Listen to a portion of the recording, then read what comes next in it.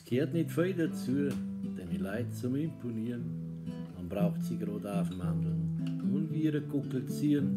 Man braucht grad wichtig da, schon gibt's a Resonanz. Nosen in Terika und schnoddern wieder ganz. Kleider machen Leid und die Verpackung wird nix gekauft. Als dritte haut ein Auto, ein glänzert's übergestraft.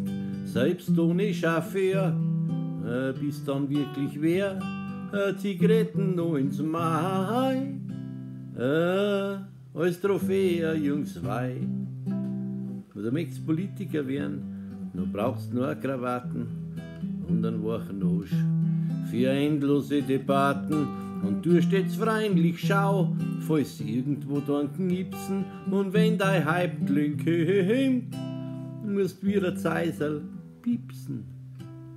Lern 2 Stunden reden, ohne Apps zum Song, war dann am Bürgermiert. Und verzichten gern aufs Frong. Schau deine Leute aufs Maul und sag ja was gern hören, denn bis zur nächsten Woche müssen's davon zehren. Du bist erst einmal geweiht, noch stimmt's auch mit dem Geld. Such dir neues Hobby, eine zahlungskräftige Lobby, trainier deinen Körperbau. Einen Mund brauchst wie eine Sau, weil essen kannst das nur und ständig noch bleiben dazu.